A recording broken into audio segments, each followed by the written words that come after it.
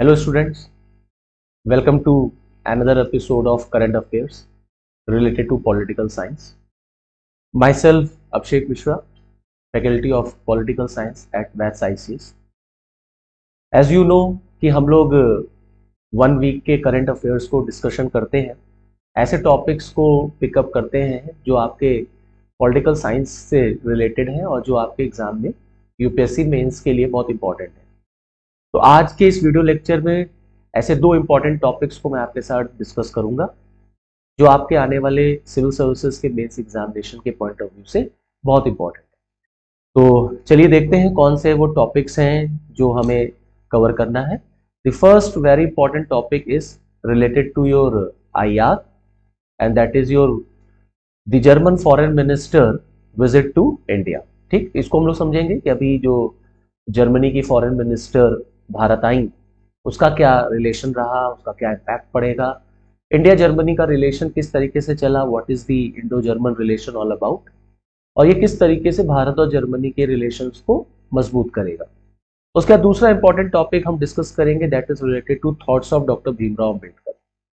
अभी recently doctor Bhimrao Ambedkar की death anniversary 67th death anniversary that is Mahaparinirvana Diwas को ऑब्जर्व किया गया।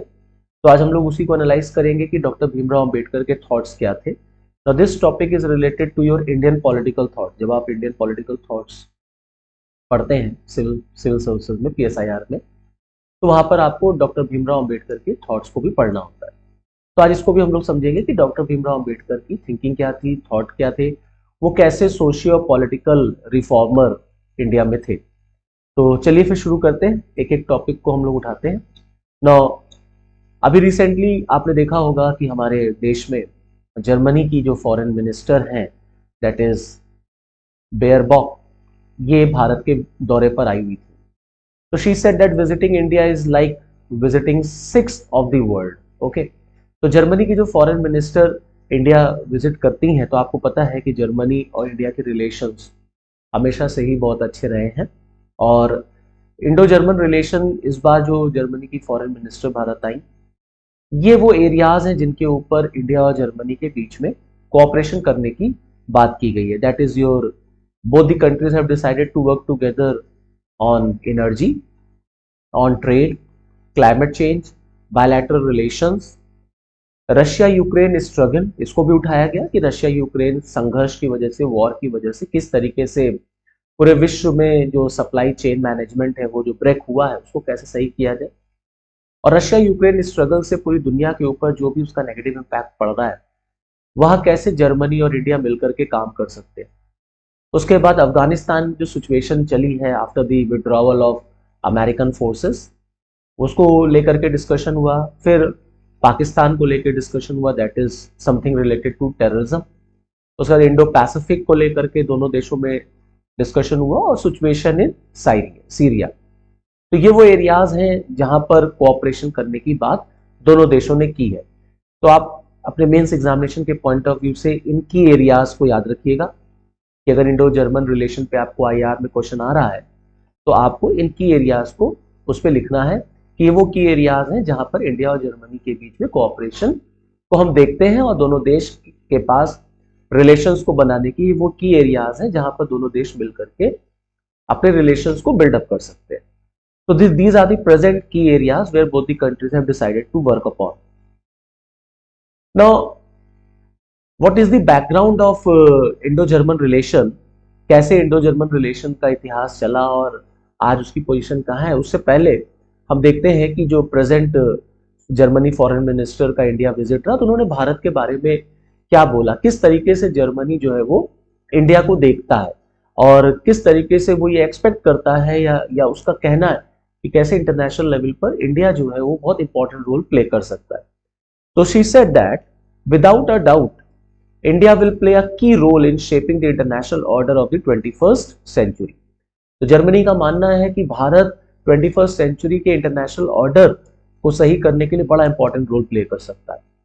अभी आपने देखा होगा कि G20 की मीटिंग में वर्ल्ड के टॉप 20 कंट्रीज जब बाली में जो है वहां पर गैदर्ड हुए और ये G20 की मीटिंग हुई तो मैक्सिमम कंट्रीज ने इंडिया की तरफ बहुत उम्मीदों से देखा और मैक्सिमम कंट्रीज का ये मानना है कि इंटरनेशनल जो इस समय ग्लोबल वर्ल्ड ऑर्डर चल रहा है उसमें इंडिया बड़ा इंपॉर्टेंट रोल प्ले कर सकता है, स्पेशली दी ऑनगोइंग वॉर की सिचुएशन में, कि जो ये रशिया और यूक्रेन की जो लड़ाई चल रही है इसको रोकने में भारत जो है बहुत बड़ी भूमिका निभा सकता है।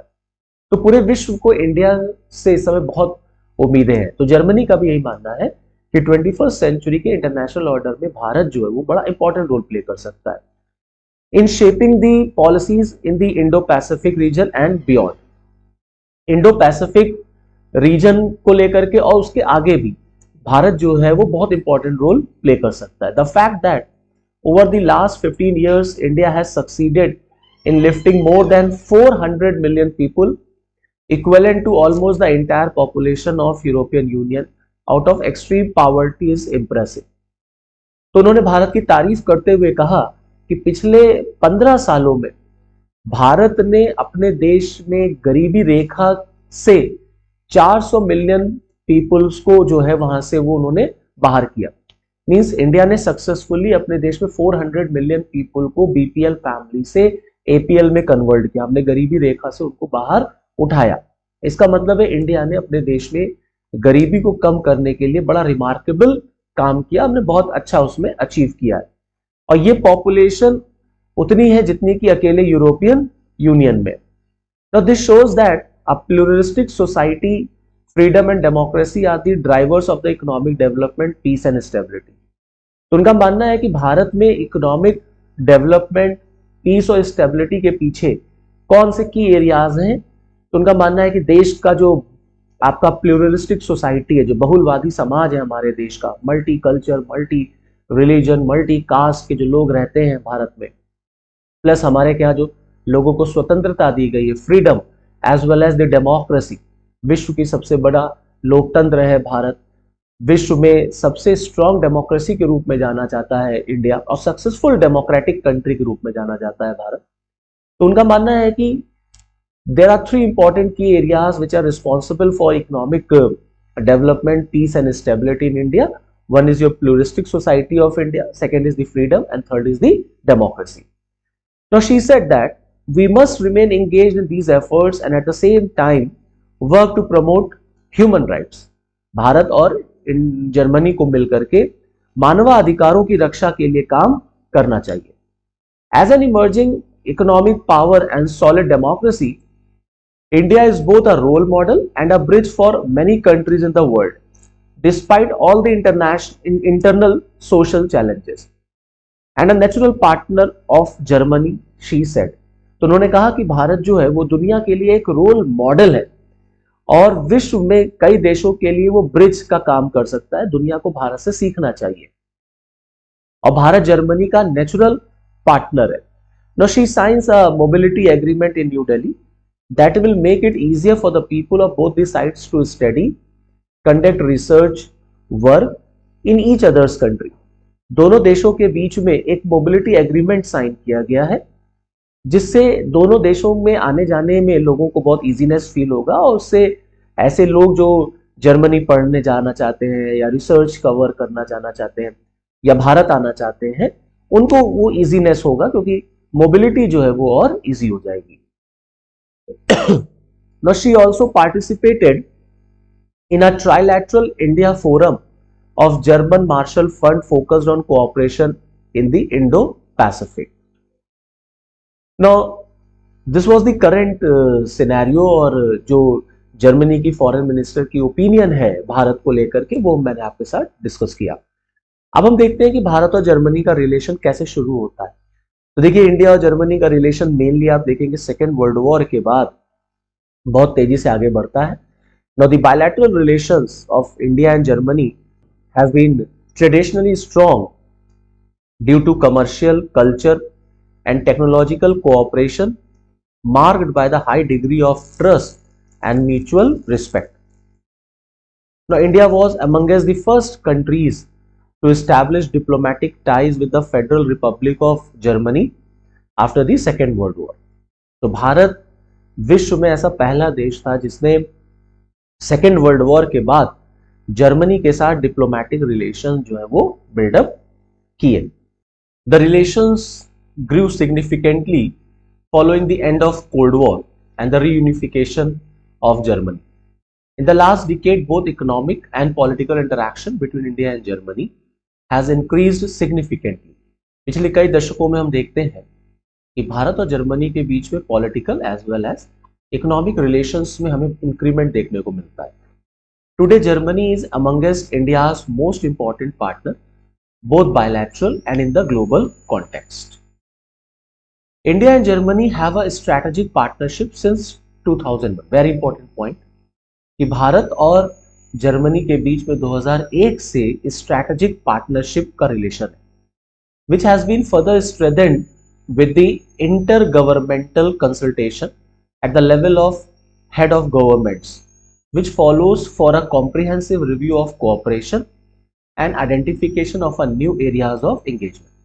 तो 2001 से भारत और जर्मनी के बीच में सामरिक संबंध है, स्ट्रैटेजिक पार्टनरशिप है, जिसको इंटर गवर्नमेंटल कंसल्टेशन, ये फैक्ट बहुत इंपॉर्टेंट है आपके लिए, inter governmental consultation at the level of head of the government, जैसे कि जर्मनी में चांसलर, आपको पता है कि जर्मनी में चांसलर होता है और हमारे देश में प्राइम मिनिस्टर होते हैं, ये लोग इस बॉडी को लीड करते हैं.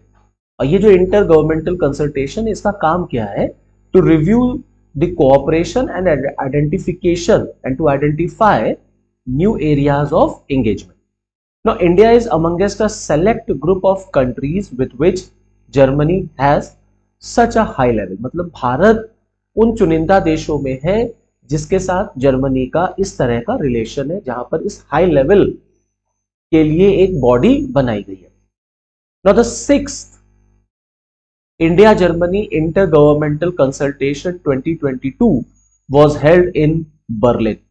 तो इंडिया जर्मनी के बीच जो ये इंटर गवर्नमेंटल कंसल्टेशन है, 2022 में इसकी 6th मीटिंग होती है बर्लिन में. India and Germany signed 9 agreements which will give a new direction to bilateral relations between both the countries. Now, from green partnership to foreign trade, the list of these agreements speaks of a promising tomorrow for the sustainable economic development of India and Germany. तो from green partnership to foreign trade, हम दोनों देश India और Germany green partnership से लेकर के foreign trade तक किस तरीके से मिल करके हम काम कर सकते हैं, वहां तक हम अपने रिलेशंस को बना रहे हैं. As well as the list of these agreement speaks of promising tomorrow for sustainable economic development. Both the countries India and Germany, they talk about having sustainable economic development. They both are working to have sustainable economic development, and the two countries have agreed to create an Indo-German Green Hydrogen Task Force. Very important point कि दोनों देशों ने Indo-German green hydrogen task force बनाने की बात की है.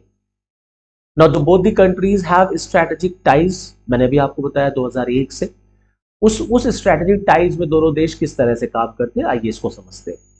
तो the India Germany strategic relationship is limited by the insignificance of German geopolitical influence in Asian affairs.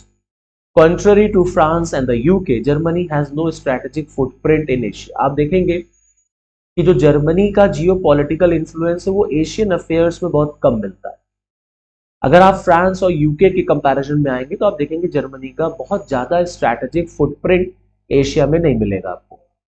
Now in India approximately 1700 German enterprises operates. लगभग 1700 जर्मन इंटरप्राइजेस इस समय भारत में काम कर रहे हैं, जहां पर आपको ऑलमोस्ट 4 लाख पीपल डायरेक्टली और इनडायरेक्टली इन्वॉल्व होते हुए दिखेंगे.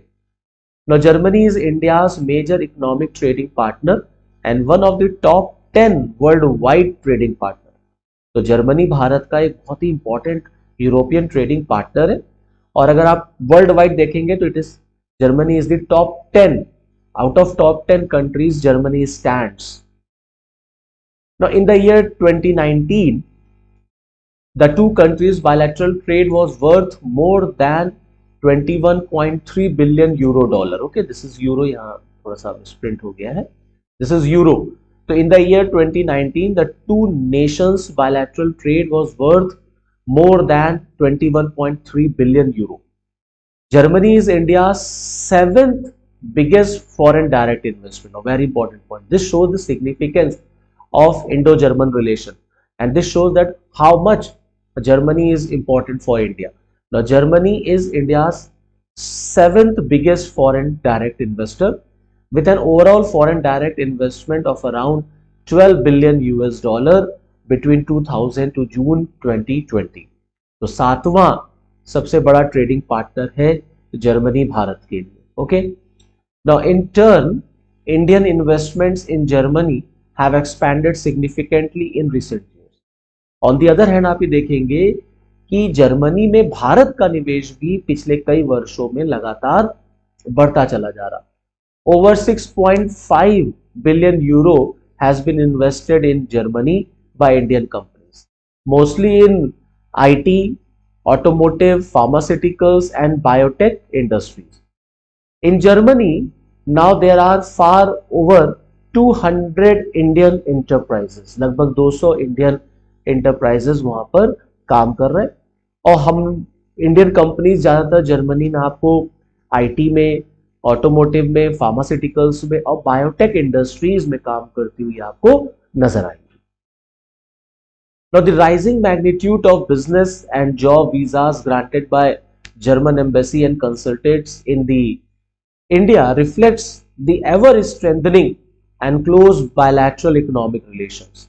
In 2019, 7,575 long-term employment visas as well as over 78,000 short-term business-related visas were granted.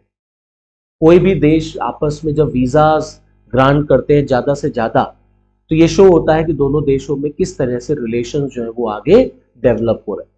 अब यहाँ पर आप देखिए long term as well as short term visas India और जर्मनी के बीच में जिस तरीके से ग्रांट किए जा रहे हैं वो शो करता है the magnitude, the rising magnitude of business. दोनों देशों के रिलेशंस किस तरीके से आगे बढ़ रहे हैं. Now, India and Germany both seeks to become permanent member of United Nations Security Council. Now, this is the base. Now, this is the common point कि भारत और जर्मनी के रिलेशन जो है वो क्यों अच्छे चल रहे हैं या क्यों एक ही ट्रैक पर जा रहे हैं. क्योंकि भारत भी यूनाइटेड नेशन सिक्योरिटी काउंसिल का परमानेंट मेंबर बनना चाहता है और जर्मनी भी यूनाइटेड नेशन सिक्योरिटी काउंसिल का परमानेंट मेंबर बनना चाहता है.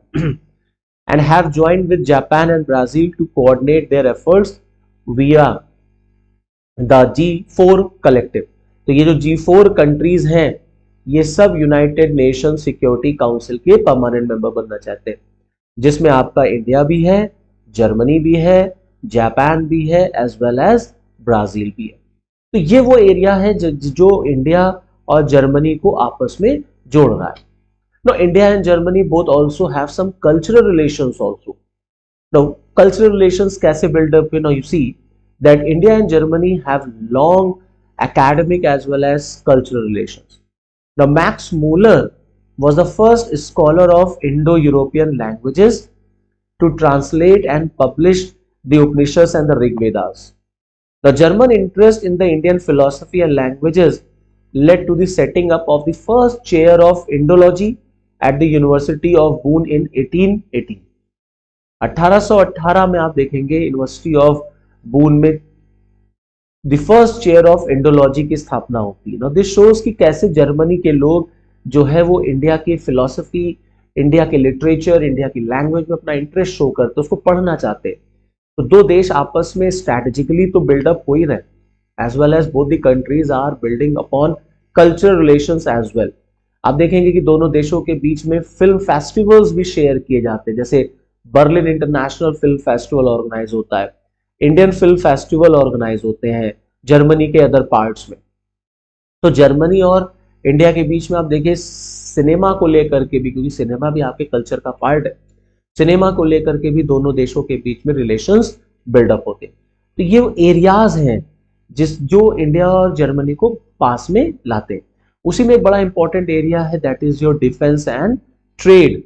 डिफेंस एंड ट्रेड के ऊपर आप देखेंगे दोनों देश आपस में ज्वाइंट एक्सरसाइजेस कंडक्ट करते हैं जिससे कि दोनों देशों को उससे फायदा हो सके, हमारी navy as well as Germany की नेवी.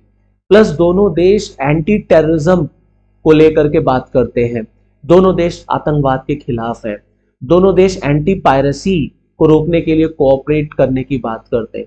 तो ये वो एरिया है जो जहां दोनों देश डिफेंस को लेकर के एक साथ काम करने की बात कर रहे हैं। Now as I told you earlier कि जर्मनी भारत का 7th लार्जेस्ट जो है फॉरेन डायरेक्ट इन्वेस्टर है, प्लस हमारा भी इन्वेस्टमेंट जो है वो जर्मनी में कॉन्टिन्यूसली लगातार बढ़ता चला जा रहा है। Okay, so all these were the points जिस पर इंडिया और जर्मनी के रिलेशन जो है वो स्टैंड अप हो रहे हैं, और आने वाले दिनों में भी हम देखेंगे कि इंडिया और जर्मनी के रिलेशन जो है वो और बिल्डअप होंगे। तो जो रिलेशन सेकेंड वर्ल्ड वॉर से शुरू हुआ वो रिलेशन आज भी कायम है, और आने वाले दिनों में भारत बहुत इंटरेस्ट शो करता है जर्मनी के साथ अच्छे रिलेशंस बिल्डअप करने के लिए, क्योंकि जर्मनी यूरोप का एक बहुत इंपॉर्टेंट प्लेयर है। Okay, now coming to the next news, now that news is related to thoughts of doctor Bhimrao Ambedkar. Okay, अब इसको हम लोग समझते हैं कि किस तरीके से डॉक्टर भीमराव अंबेडकर ने क्या थॉट्स दिए, वो आपके एग्जाम के लिए कैसे इंपॉर्टेंट है। Now this area is important for your that Indian political thinker.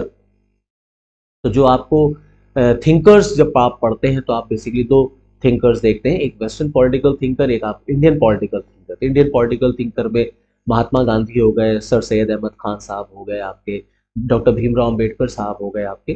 तो आप इन सारे थिंकर्स को जब आप पढ़ते हैं तो that area is very important, और अंबेडकर साहब से एग्जाम में मेंस में क्वेश्चन जो है वो आने के चांसेस बहुत ज्यादा होते हैं। तो अब क्या अंबेडकर साहब की थिंकिंग थी, उन्होंने किस तरीके से इंडिया में एज अ पॉलिटिकल लीडर अपने आप को इस्टेब्लिश किया, किस तरीके से उन्होंने अपने आप को as a socio reformer establish किया, और what all were the thoughts of doctor Bhimrao Ambedkar, इस टॉपिक में हम लोग उसको प्रिसाइसली बहुत ब्रीफली समझेंगे, और आपके एग्जाम के लिए ये एरिया बहुत इंपॉर्टेंट है।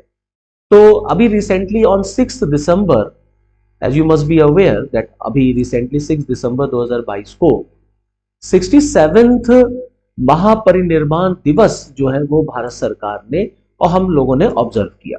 नाउ व्हाट इज दिस महापरिनिर्वाण दिवस? एक्चुअली में 6 दिसंबर को हम डॉक्टर भीमराव अंबेडकर की डेथ एनिवर्सरी को सेलिब्रेट करते हैं। इसी तारीख को डॉक्टर भीमराव अंबेडकर की जो है वो डेथ हुई थी। तो ये महापरिनिर्वाण दिवस कैसे जुड़ गया? तो जैसे कि आपको पता होगा कि in the last days of his life doctor Bhimrao Ambedkar ने बुद्धिज्म को अडॉप्ट कर लिया था। तो ये जो टर्म है महापरिनिर्वाण, ये एक्चुअली में बुद्धिस्ट टेक्स्ट जो है वहां आप इसको देखते हैं। तो ये जो बुद्धिस्ट टेक्स्ट है इसमें महापरिनिर्वाण का मतलब क्या होता है?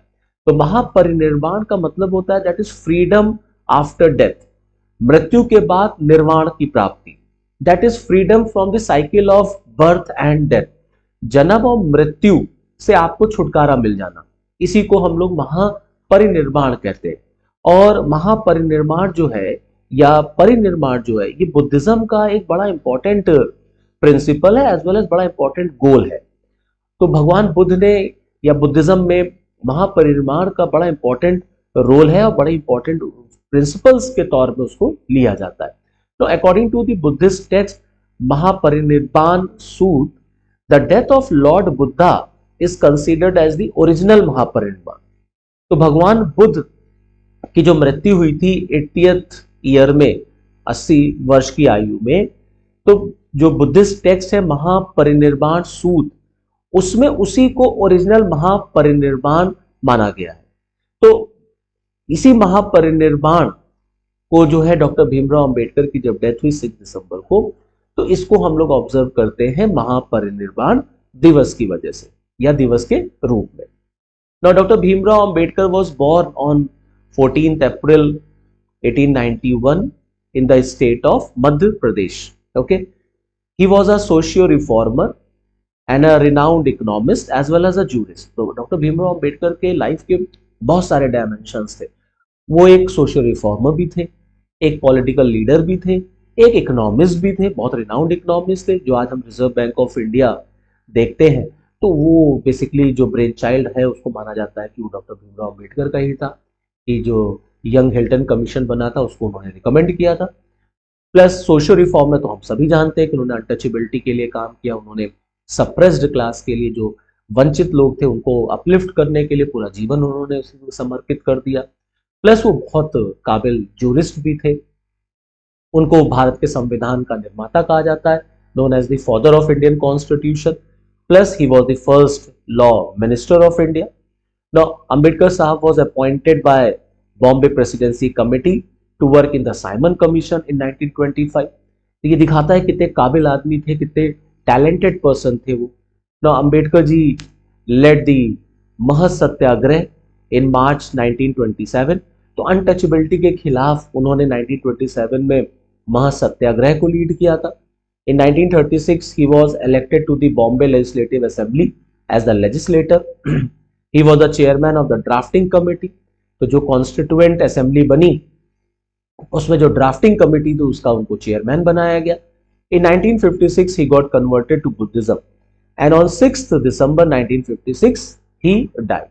So this was the brief introduction of life of Dr. Bhimrao Ambedkar. Now these are some important works of Dr. Bhimrao Ambedkar जो आपको पता होना चाहिए। आप अपने मेंस के आंसर में इसको भी कोट कर सकते हैं। जैसे फॉर एग्जांपल 1920 में उन्होंने मूक नायक पब्लिश किया, 1930 में जनता, 1936 में दी एनिहिलेशन ऑफ कास्ट उनकी बुक आई, दी अनटचेबल्स 1948 में, बुद्धा और कार्ल मार्क्स इन 1956। तो ये कुछ इंपॉर्टेंट वर्क्स हैं डॉक्टर भीमराव अंबेडकर के, आप इसको अपने एग्जाम में कोट कर सकते हैं। नाउ डॉक्टर भीमराव अंबेडकर के थिंकिंग को समझने से पहले, उनके थॉट्स को एनालाइज करने से पहले उनका एक बड़ा इंपॉर्टेंट कोटेशन हम लोग समझते हैं। देखिए कितनी प्यारी बात उन्होंने लिखी, freedom of mind is the real freedom. Freedom of mind जो है वही रियल फ्रीडम है। A person whose mind is not free though he may not be in chains is a slave, not a free man. अगर किसी व्यक्ति का, a person whose mind is not free, अगर किसी व्यक्ति का जो दिमाग है, जो मस्तिष्क है, वो फ्री नहीं है, though he may not be in chain, यद्यपि हो सकता है कि वो चेन में ना हो, फिर भी वो स्लेव है। Clear? Not a free man, वो एक फ्री मैन नहीं। इसीलिए फ्री मैन होने के लिए डॉक्टर भीमराव अंबेडकर का मानना था कि फ्रीडम ऑफ माइंड बहुत इंपॉर्टेंट है। Freedom of mind is the real freedom for doctor Bhimrao Ambedkar. Now, Dr. Bhimrao Ambedkar was the greatest Dalit leader in India. Now, apart from the greatest Dalit leader, he was also a controversial entity. He was also a controversial figure. Controversies भी बहुत रही उनके साथ। क्यों? क्योंकि एक वर्ग ऐसा है जो ये कहता है कि doctor Bhimrao Ambedkar was a leader of a community, not of a mass or of a nation. तो डॉक्टर भीमराव अंबेडकर एक वर्ग के नेता थे, राष्ट्र के नेता नहीं थे। इस पर भी कॉन्ट्रोवर्सीज हो जाती हैं। अब जो लोग कहते हैं कि वो एक वर्ग के नेता थे, राष्ट्र के नेता नहीं थे, उसके पीछे वो क्या लॉजिक देते हैं? तो वो लॉजिक ये देते हैं कि जैसे फॉर एग्जांपल कभी कभी डॉक्टर भीमराव अंबेडकर को हम एंटी नेशनलिस्ट भी एक ग्रुप है जो मान लेता है। तो डॉक्टर भीमराव अंबेडकर को जब एंटी नेशनलिस्ट कोट किया जाता है तो क्यों किया जाता है? जैसे फॉर एग्जांपल ही अपोज्ड पूर्ण स्वराज रेजोल्यूशन ऑफ 1929। उन्होंने 1929 के पूर्ण स्वराज की खिलाफत की। In 1930 he said that the suppressed class or the depressed class should appreciate British for their efforts for their upliftment. अब डॉक्टर भीमराव अंबेडकर ने सप्रेस्ड क्लास, डिप्रेस्ड क्लासों से कहा कि आपको ब्रिटिश की तारीफ करनी चाहिए। और देखिए 1930 में जब हमारे देश में फ्रीडम स्ट्रगल चल रहा था, कांग्रेस जो है वो अंग्रेजों के खिलाफ लड़ रही थी, वहां एक व्यक्ति, वहां एक नेता जो है वो ब्रिटिशर्स को अप्रिशिएट करने की बात करता है। तो इनके ऊपर आरोप लगने लग गया कि ये एक मास, एक क्लास के लीडर है, एक कम्युनिटी के लीडर है, मास के या नेशन के लीडर नहीं है, तो देश की आज़ादी की ही बात नहीं करते। ये तो कहते हैं कि हमें अंग्रेजों की तारीफ करनी चाहिए, उनको अप्रिशिएट करना चाहिए। क्यों? क्योंकि उन्होंने अनटचेबिलिटी के लिए या डिप्रेस्ड क्लास के लिए उन्होंने बहुत इंपॉर्टेंट वर्क किए।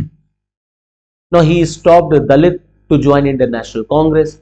उन्होंने दलित्स को इंडियन नेशनल कांग्रेस ज्वाइन करने से रोका। He opposed quit India movement. Gandhi ji के क्विट इंडिया मूवमेंट का उन्होंने विरोध किया and he called quit India movement as a mad venture of Gandhi. उन्होंने कहा कि ये गांधी का मैड वेंचर है, पागलपन है। No he oppose Jinnah on Pakistan.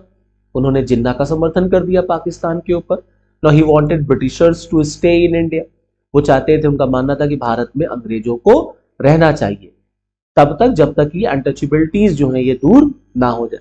तो ये जो पॉइंट्स हैं ये उनके ऊपर ये आरोप लगाया जाता है कि Ambedkar was basically anti nationalist, वो जो है राष्ट्र विरोधी काम कर रहे थे। लेकिन हम देखते हैं कि दूसरी तरफ कई ऐसे लोग भी हैं जो इसकी खिलाफत करते हैं, जो इसको अपोज करते हैं। वो कहते नहीं, ऐसा नहीं है, doctor Bhimrao Ambedkar was as patriotic as any other leader. जैसे for example some scholars like Christophe Jaffrelot and Arundhati Roy called Ambedkar as a great nationalist. उनका मानना था कि अंबेडकर भी एक ग्रेट नेशनलिस्ट है। Now, Ambedkar believed that nationalism is a weapon in the hands of elite to legitimize any protest by the weaker section.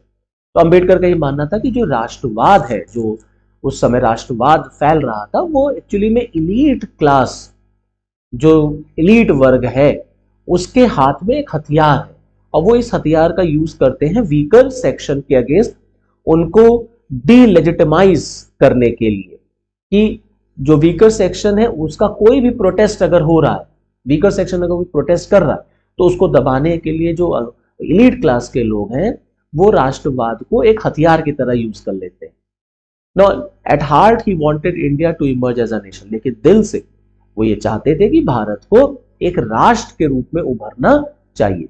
और उनकी नजर में राष्ट्र क्या है? उनकी नजर में राष्ट्र वो है जहां पर बेसिकली इक्वालिटी हो, समानता हो, जहां सबको न्याय पाने का अवसर हो और जहां लोगों के बीच में स्वतंत्रता हो, फ्रीडम, आदमी अपनी बात कह सके, आदमी अपना ऑक्यूपेशन को फॉलो कर सके। And the most important thing is कि लोगों के बीच में इक्वालिटी होनी चाहिए, वर्ण व्यवस्था नहीं होनी चाहिए, प्लस अनटचेबिलिटी नहीं होनी चाहिए, लोगों के को जस्टिस मिलना चाहिए, न्याय मिलना चाहिए, लोगों के बीच में भाईचारा होना चाहिए, ब्रदरहुडनेस होनी चाहिए।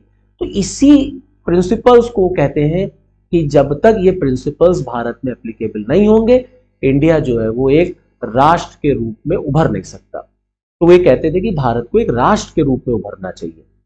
Now his major concerns were basically untouchability and discrimination. उनकी सबसे बड़ी चिंता क्या थी? वो किस चीज के लिए परेशान थे? उनका सबसे बड़ा कंसर्न था कि देश में जो अनटचेबिलिटी या डिस्क्रिमिनेशन पाया जा रहा है वो उसको खत्म करना चाहते थे। Now he was a critic of Hinduism.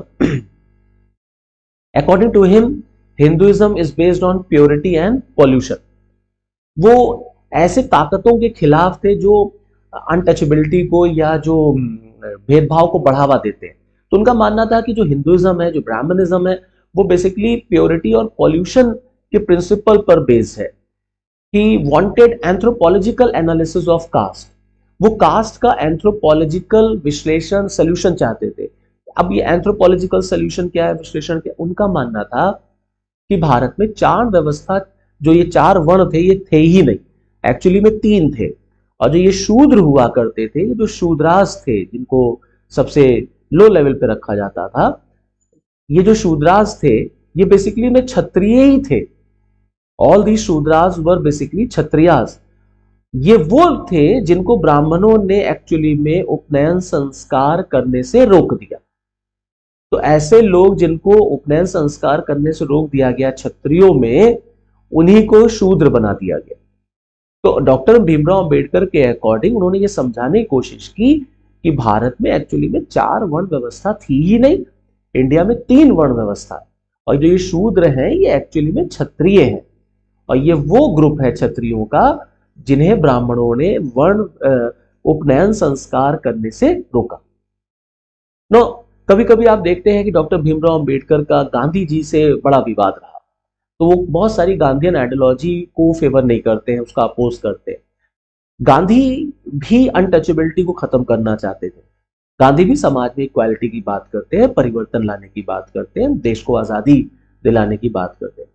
Ambedkar साहब भी अनटचेबिलिटी को खत्म करने की बात करते हैं, डिस्क्रिमिनेशन को खत्म करने की बात करते हैं। लेकिन दोनों का रास्ता जो है वो अलग अलग चला जाता है। इसीलिए आप देखेंगे कि अंबेडकर साहब का गांधी जी के साथ नंबर ऑफ टाइम्स आपको दिखेगा हिस्ट्री में कि विवाद हो जाता है, डिस्प्यूट हो जाता है। तो उनका यह मानना था कि Gandhi can not be successful in eliminating discrimination. तो वो कहते थे कि गांधी जो है वो कभी भी सफल नहीं होंगे डिस्क्रिमिनेशन को खत्म करने के लिए। क्यों? क्योंकि उनकी नजर में Gandhi was a political leader, not a spiritual leader. वो कहते हैं गांधी जो है वो एक राजनेता है, पॉलिटिकल लीडर है, स्पिरिचुअल लीडर नहीं। इसीलिए गांधी कभी भी भेदभाव को खत्म नहीं कर पाएंगे। Now according to him, religion which forces poor to stay poor, uneducated to stay uneducated, and which allows to touch cow dung but not fellow man या fellow human being is not religion, it is madness। वो कहते हैं मैं ऐसे किसी भी धर्म को नहीं मानता जो ये फोर्स करता है, मजबूर करता है एक गरीब को कि वो जीवन भर गरीब रहे। वो एक अशिक्षित व्यक्ति को मजबूर करता है कि तुम जीवन भर अशिक्षित रहो। और जो इस बात की तो परमिशन देता है कि आप काउ डंग को तो टच कर सकते हैं, लेकिन आप अपने फेलो ह्यूमन बीइंग को टच नहीं कर सकते, ये कोई धर्म नहीं, ये कोई धर्म नहीं सिखा सकता। तो कहते हैं मैं ऐसे किसी धर्म को नहीं मानता क्योंकि ये धर्म नहीं है बल्कि ये पागलपन है। उनका ये भी कहना था that this is not my choice और it was not my choice to be born as Hindu. वो हिंदू धर्म में जो ऑर्थोडॉक्सी, जो कंजर्वेटिज्म, जो बुराइयां, जो इविल्स थी, वो उनका विरोध करते हैं। तो ये कहते हैं कि ये मेरा चॉइस नहीं था कि मेरा जन्म एक हिंदू धर्म में हुआ, लेकिन हाँ ये मेरी चॉइस जरूर होगी कि मैं हिंदू धर्म में ना मरूं। तो he said that this was not my choice to be born as Hindu, but it is my choice not to die as Hindu. इसी वजह से आप देखेंगे कि during the last course of his life वो हिंदू धर्म को छोड़ देते हैं और बौद्ध धर्म में चले जाते हैं।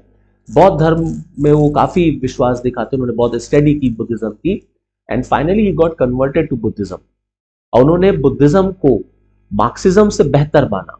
उनका ये भी बहुत एक बहुत अच्छी एनालिसिस थी, बहुत बड़ी बात थी कि वो कहते हैं कि समाज की जो बुराइयां हैं, जो इश्यूज हैं, वो मार्क्सिज्म से नहीं, वो बुद्धिज्म से जो है वो खत्म हो सकती। तो उनका बुद्धिज्म में, बुद्धिस्ट रिलीजन में बहुत यकीन आया, इसी वजह से उन्होंने हिंदुज्म को छोड़ के बुद्धिज्म को फॉलो कर लिया। और फिर फाइनली 1935 आप देखेंगे नासिक कॉन्फ्रेंस में he declare that he would not die as Hindu. तो उन्होंने 1935 में डिक्लेयर कर दिया ओपनली कि वो एक हिंदू रहते हुए मरना पसंद नहीं करेंगे। And for him, for Ambedkar, Hinduism is equal to Brahminism. उनके लिए हिंदूवाद में और ब्राह्मणवाद में कोई अंतर नहीं है। तो जो हिंदुज्म है वही वो कहते हैं कि ब्राह्मणिज्म है, और हिंदुज्म या ब्राह्मणिज्म का मतलब क्या है, that is hegemony of Brahminism या ब्राह्मण्स। तो जो ब्राह्मण्स थे उनका एकाधिकार, उनका वर्चस्व, इसके वो खिलाफ थे, इसकी वो खिलाफत करते थे। No Gandhi saw untouchability as a flaw in Hinduism. अभी जो अनटचेबिलिटी, जो अंबेडकर साहब के लिए बहुत बड़ा चैलेंज था, बहुत बड़ा कंसर्न था, उसको खत्म करना चाहते थे। तो गांधी भी अनटचेबिलिटी के अगेंस्ट थे, लेकिन गांधी का मानना था कि देखिए अनटचेबिलिटी जो है वो हिंदुइज्म में एक बुराई है, एक कमी है। लेकिन अंबेडकर का कहना था that Ambedkar believe that it is a core practice that can not be separated from religion. Ambedkar दूसरी तरफ कह रहा है कि नहीं, ये बुराई नहीं है, ये हिंदुइज्म का एक कोर प्रैक्टिस है और ये हमेशा रहेगा, ये खत्म नहीं हो सकता, and it can not be separated from religion. Now, Ambedkar was influenced by liberalism as well as Marxism. तो अंबेडकर बहुत इन्फ्लुएंस थे, लिबरल आइडियाज थे, लिबरलिज्म से, मार्क्सिज्म से, बुद्धिज्म से। And he accepted the Marxist concept of class struggle. वर्ग संघर्ष को उन्होंने स्वीकारा। उन्होंने कहा कि समाज में संघर्ष जो है वो होना चाहिए और संघर्ष के बाद ही हम एक अच्छे समाज की कल्पना कर सकते हैं। Now he believed in democracy. वो बहुत बड़े सपोर्टर थे लोकतंत्र के। उनका मानना था democracy is the best form of the government. इसीलिए आप देखेंगे भारत के संविधान में उन्होंने लोकतंत्र के एस्टैब्लिशमेंट पर सबसे ज्यादा जोर दिया। Now he believed in constitutional methods. उनका मानना था कि संवैधानिक तरीकों से ही परिवर्तन लाया जा सकता है।